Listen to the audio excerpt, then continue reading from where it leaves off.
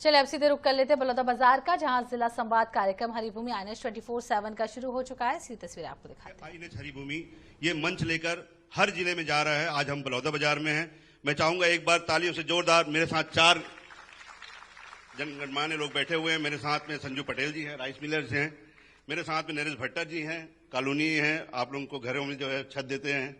और मेरे साथ में संजय पांडे जी हैं, शिक्षा जो है वो उनका काम है, प्रिंसिपल हैं।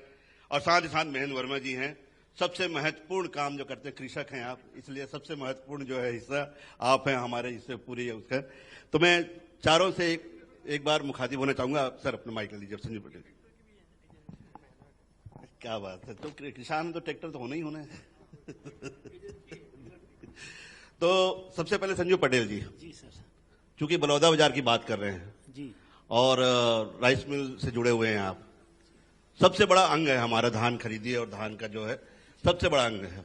कितना खुश है राइस मिलर एक उस अंग से जुड़ने से? एक्चुअल में जो सरकार की जो योजना है, किसान की जो धान खरीदी की सबसे महत्वपूर्ण योजना है किसानों के लिए। और अपने प्रदेश में धान का कटोरा कहलाया जाता है छत्तीसगढ़, और उसमें राइस मिल एक सेतु का काम करता है।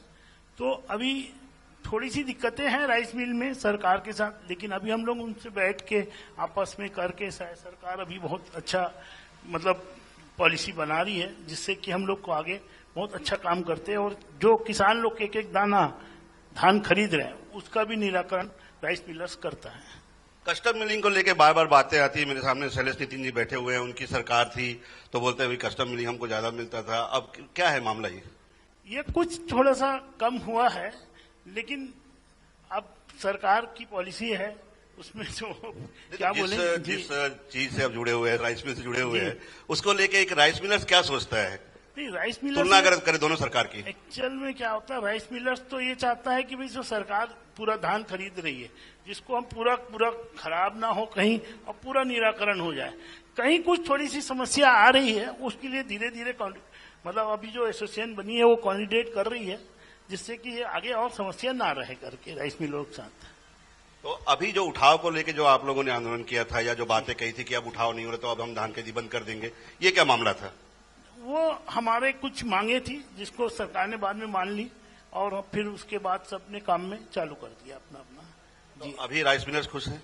हाँ, अभी तो संतुष्ट है कि अभी भी कुछ बाकी है? अब हमारी मांगे रहती है, हम तो सरकार के साथ मांगते हैं, फिर सरकार कुछ देती है, कुछ थोड़ा बहुत पेंडिंग रहता है, लेकिन ये वार्ता से आगे जो है चलते रहता है। बाकी ये है कि अभी बहुत अच्छा है सरकार की तरफ से पॉजिटिव राइस मिलर्स के लिए मान लेते हैं। पांडे जी, मैं आपके पास आता हूं। लगभग हर जिले में, चाहे दंतेवाड़ा की बात कर ले, रायगढ़ की बात कर ले, जितने सुदूर जिले हैं, हर जगह मेडिकल कॉलेज खुले हैं। बलौदाबाजार एक ऐसा जिला है जहां ना तो इंजीनियरिंग कॉलेज है ना मेडिकल कॉलेज है। क्या सोचते हैं? आदरणीय मंच एवं सुधी श्रोताओं, आप सभी को नमस्कार। मैं आपके प्रश्न पर आता हूं। वास्तव में एक अच्छी शिक्षा जो है अच्छे समाज का निर्माण करती है, और अच्छा समाज अच्छे देश का निर्माण करता है, और शिक्षा के क्षेत्र में अपार संभावनाएं हैं। वास्तव में जब जिला बना था तो काफी उम्मीदें थी, कुछ चीजें हुई, जैसा कि आपका प्रश्न था कि यहां पर निश्चित ही मेडिकल कॉलेज, इंजीनियरिंग कॉलेज और यहां तक कि केंद्रीय विद्यालय भी होना चाहिए, जिससे बच्चों को अच्छी शिक्षा दीक्षा मिल सके, मेडिकल फैसिलिटीज में सुधार हो। तो ये आवश्यकता तो है, और इसके अलावा भी कुछ अच्छे काम भी हुए हैं। जैसे यहाँ की जो डिस्ट्रिक्ट लाइब्रेरी है बहुत अच्छी है। अगर इसकी बात करें तो एक अर्थशाला खुली है, जो कि मैंने देखा था। मुझे लगता है कि ये सिर्फ स्टेट में नहीं बल्कि पूरे देश में एक अनोखा प्रयास है। तो निश्चित है ऐसे प्रयास किए जाने चाहिए जिससे बच्चों को अच्छी अच्छी चीजें मिले, अच्छा एक्सपोजर मिले, क्योंकि ये बच्चे जो है कहीं न कहीं हमारा भविष्य है, देश का भविष्य है। इनकी जितनी अच्छी केटरिंग होगी उतने अच्छे समाज का और देश का निर्माण होगा। तो और जैसा कि मैंने बताया कि अभी बहुत कुछ होना बाकी भी है, और उम्मीदें हैं कि सरकार करेगी।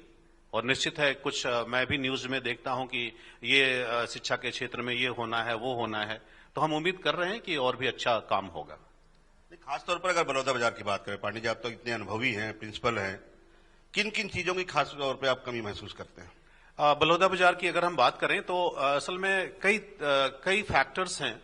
अगर हम स्कूलों का तुलनात्मक अध्ययन करें तो स्कूलों में भी जैसे गवर्नमेंट प्राइमरी स्कूल है, गवर्नमेंट मिडिल स्कूल है, फिर आत्मानंद है, फिर डीएवी मुख्यमंत्री स्कूल हैं। होता यह है कि इनकी थोड़ा सा कहीं न कहीं जो तकनीकी सुविधाएं हैं उसमें अंतर है। और जो प्राइमरी स्कूल हैं अक्सर न्यूज में देखने को मिलता है, सुनने को मिलता है, शिक्षकों की कमी है, कहीं इंफ्रास्ट्रक्चर की कमी है। जबकि हम एनईपी की 2020 की बात करते हैं तो एनईपी 2020 ये तभी संभव है जब सभी स्कूल एक साथ चलेंगे। अगर बात की जाए तो आज जो है गवर्नमेंट स्कूल लगभग 68 to 69% गवर्नमेंट स्कूल है। तो अगर हमको सुधार लाना है वास्तव में बुनियादी ढांचे में तो कहीं न कहीं हमको उस पर वर्क करना पड़ेगा।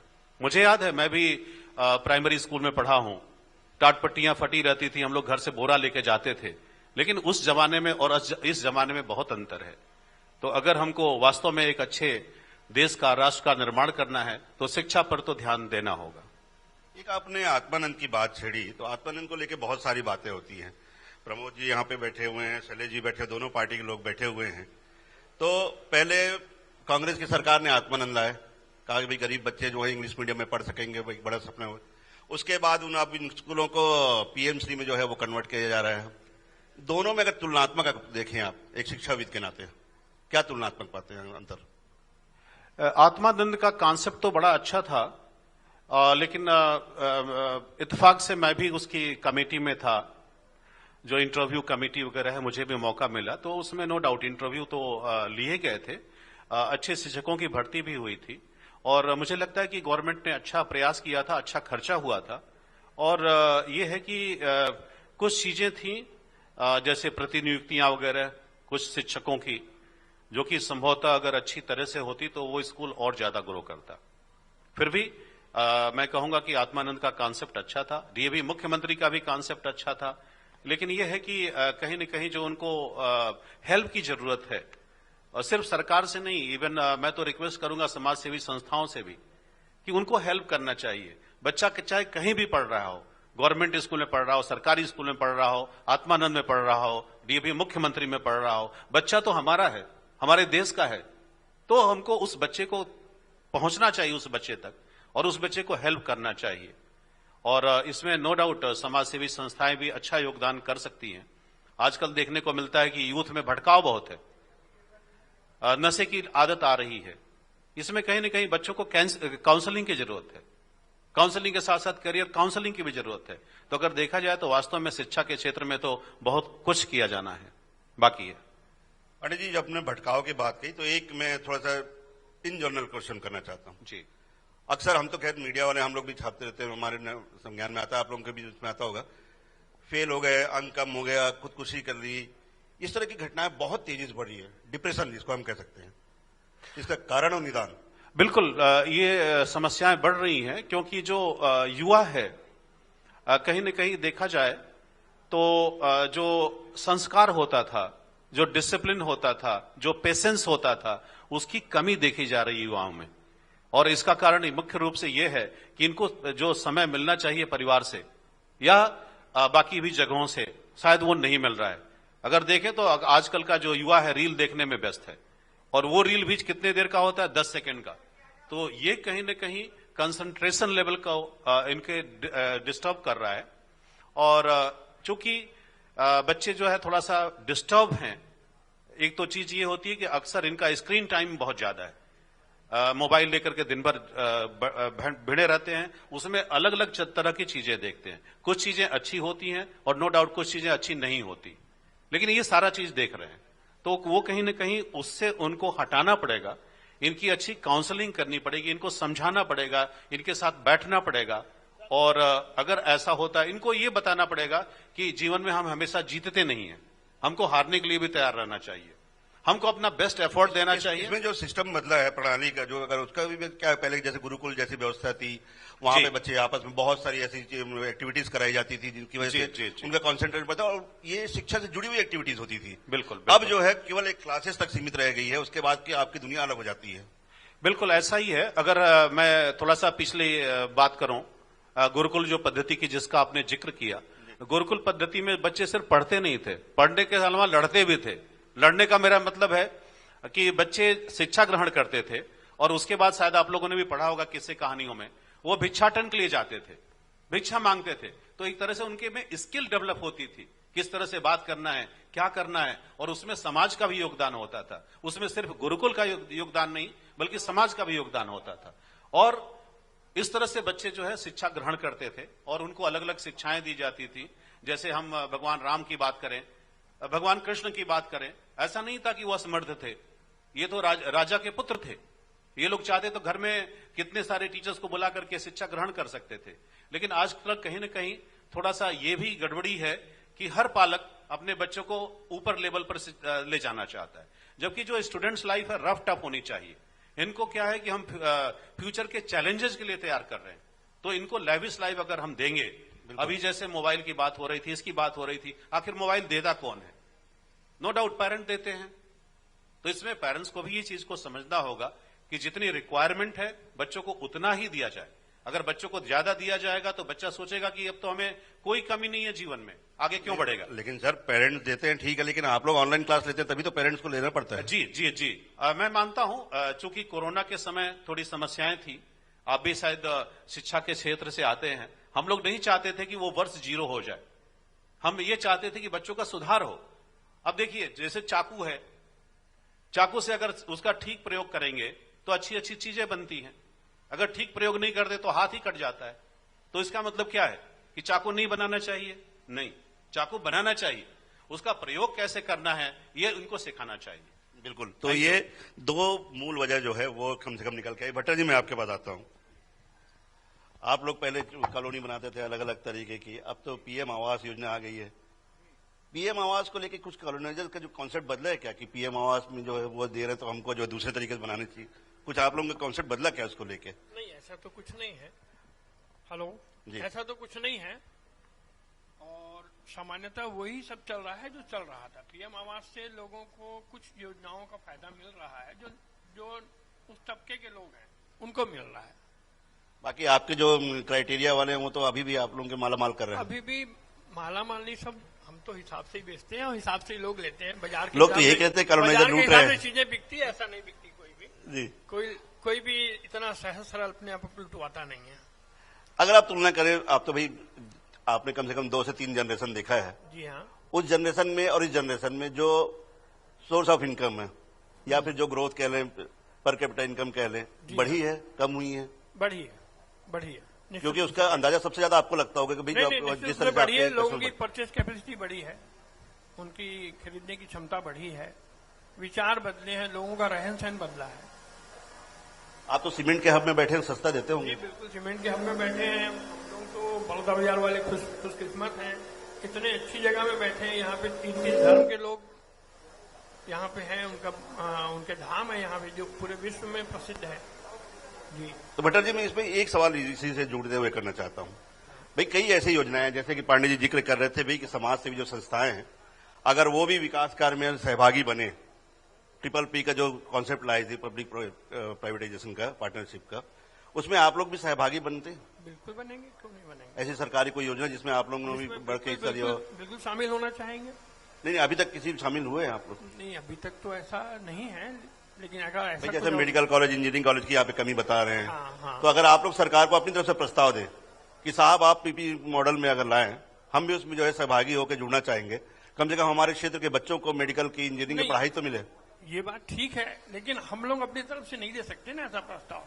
वो तो शासन की तरफ से प्रस्ताव आएगा कि हम ऐसा कर सकते हैं, ऐसा सार्वजनिक लोगों के लिए किया जा सकता है, तो हम अपने सहमति दे सकते हैं। शासन की तरफ से प्रस्ताव आना चाहिए, मानना शासन की तरफ से प्रस्ताव आएगा तब। नहीं। एक तरह से जैसे मैंने भट्टर जी मैं थोड़ा सा और एक्सप्लेन कर देता हूँ अपने सवाल को। जी भाई ये जो मॉडल लागू किया गया था इसलिए लागू किया गया था कि कई चीजें ऐसी होती है जो वहां के जो स्थानीय लोग हैं, जो व्यापारी हैं, कॉलोनाइजर्स हैं, है ना, बड़े जो समाज सेवी लोग हैं वो उसकी कमी महसूस करते हैं। और इसमें प्रावधान ये है कि प्रस्ताव आपकी तरफ से भी जाया जाता है जिला प्रशासन के माध्यम से। कभी ऐसा प्रयास करना चाहेंगे? इसके लिए तो संगठन बने हुए हैं, चेंबर बना हुआ है, व्यापारियों के संगठन बने हुए हैं, सामाजिक संगठन बने हुए हैं, तो इसमें लोग आगे बढ़ेंगे तो होगा, क्यों नहीं होगा। वही है कि एक पहल तो होनी चाहिए, पहल होनी चाहिए, पहल अगर की जाए तो होनी चाहिए। चलिए अच्छी बात है, ये आप हम कहेंगे। लेकिन मैं एक बार महेंद्र वर्मा जी के पास आपके बनाना, क्योंकि सबसे महत्वपूर्ण व्यक्ति तो मेरे को लगता है कि कृषक हैं। तो इसलिए महेंद्र वर्मा जी नमस्कार। संजू पटेल जी बता रहे थे कि व्यवस्थाएं कुछ सुधरी तो हैं, लेकिन व्यवस्थाएं अभी भी वैसे सुधर नहीं पाई हैं। तो एक राइस मिलर तो कहता है कि व्यवस्थाएं कुछ सुधरी है, किसान क्या कहता है?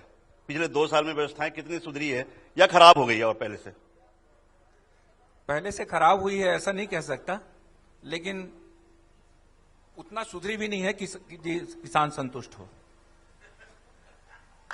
नहीं, बिल्कुल, मतलब वो जो चीज है अभी सुधरी नहीं है। थोड़ा और विस्तार देंगे इसको। जी बिल्कुल। किन व्यवस्थाओं में सुधार की जरूरत है? थोड़ा सा और विस्तार। देखिए, अभी फर्स्ट रो में जितने लोग बैठे हैं सभी को मैं सोचता हूं मैं कृषि यंत्र बेच चुका हूं, और मैं मैक्सिमम 80% लोगों को मैं बाय नेम और फेस जानता हूं, और मैं खुद किसान हूं। किसान को लेने वाले यंत्र का करीब मैं 81 से हूं। मैं शैलेश भैया को 82 में ट्राली दिया था, वो अभी तक के चल रही। तो जो है अभी सुधारने की बहुत आवश्यकता है। किसानों को इतनी परेशानी है, जब वो किसान अपना गाड़ी लेकर के, ट्रैक्टर लेकर के शहर में घुसते हैं, सबसे पहले उनको चालान आदि का बहुत सामना करना पड़ता है। अभी ट्रैक्टर लेने वालों की संख्या इतनी कम हो गई है, मतलब वो जब यहाँ पे हाईवा वगैरह से सब गुड्स अपना सप्लाई कर रहे हैं, ट्रैक्टर जो उनका जीविका का साधन है। अभी जो है, पहले एक टाइम था जब 18 एकड़ से कम वालों को ट्रैक्टर मिलता ही नहीं था, फाइनेंस नहीं करते थे। अभी 3 एकड़ वालों को भी फाइनेंस कर रहे हैं, और लोग अच्छे से अपना खर्च चला ले रहे हैं, अपना जीविकोपार्जन कर रहे हैं। लेकिन वो ट्रैक्टर जो है शहर में सामान सप्लाई नहीं कर सकते। गांव में कितना रिक्वायरमेंट है, गांव में थोड़ा बहुत दे दिए, ईटा, रेती वगैरह सब चीज। जब वो शहर में एंट्रेंस करते हैं तो उनको बड़ी दिक्कत होती है। तो वर्मा जी, ट्रैक्टर तो खैर अच्छे खासे बिक रहे हैं आपके, अब थोड़ा धान की भी बात कर लीजिए। बताइए सर, धान बिक्री को लेकर क्या अनुभव है आपका?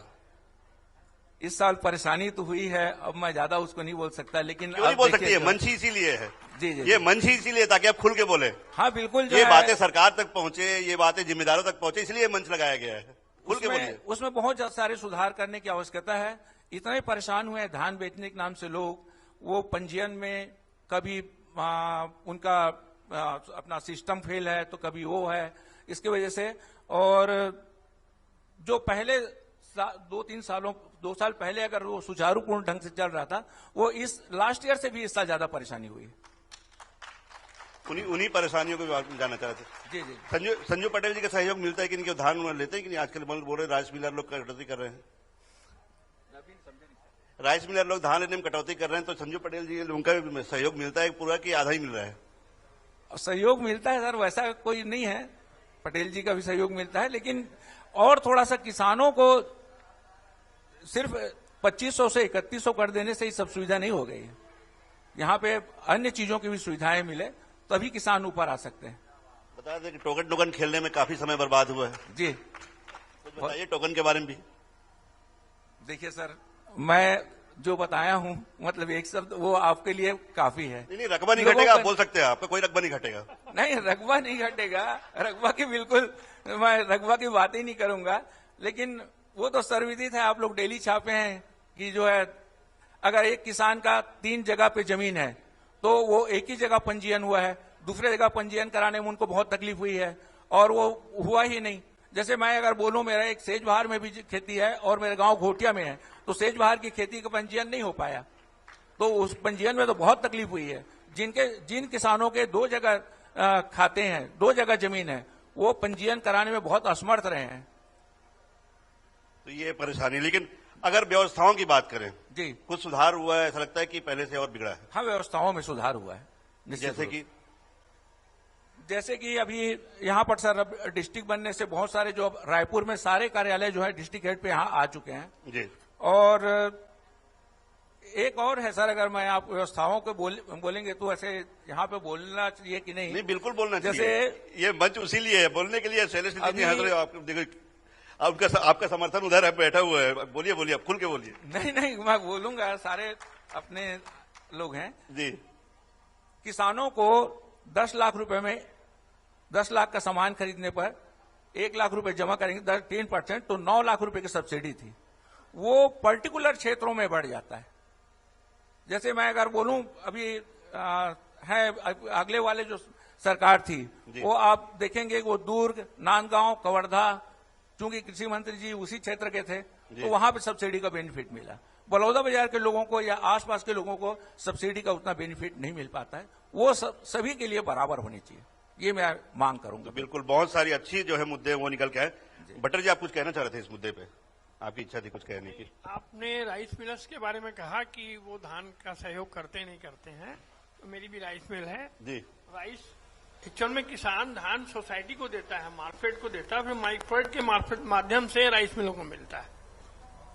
ये उसमें हाँ, निराकरण तो नहीं तो करना है, निराकरण तो आप ही करना है, तो आपके सहयोग के बिना तो वर्मा जी कुछ कर ही नहीं सकते ना। बिल्कुल बिल्कुल। जी पटेल जी, कुछ कहना चाह रहे हैं? नहीं, बस मैं ही बोल रहा था, योजनाएं बहुत अच्छी है, जी। कुछ पॉलिसियां ऐसी बनती है जिसके कारण ये दिक्कतें होती है। उसमें अगर लेट ना हो, समय पे सब पॉलिसी बन जाए तो ये धान का निराकरण भी जो बचता है, खराब होता है, ये भी ना हो। बिल्कुल। तो 4 गणमान्य मेरे साथ बैठे हुए हैं, चारों अलग अलग वर्ग से आते हैं। महत्वपूर्ण बातें जो निकल के आई है, व्यवस्थाएं तो सुधरी हैं कुछ व्यवस्थाएं, लेकिन बहुत कुछ सुधार की अभी भी जरूरत है। बहुत सुधार की प्रशासनिक जो क्षेत्र हैं उनमें जो है कुछ सुधार की जरूरत है, सहयोग की जरूरत है, एक व्यापारी वर्ग को, एक किसान को, एक राइस मिलर को, एक शिक्षाविद को। तो ये तमाम चीजें जो हैं, उम्मीद यही करेंगे भविष्य में आने वाले दिनों में ये व्यवस्थाएं और भी सुंदर होगी और भी सुदृढ़ होगी। आप सभी का बहुत बहुत धन्यवाद मेरे साथ जुड़ने के लिए, इस परिचर्चा का हिस्सा बनने के लिए।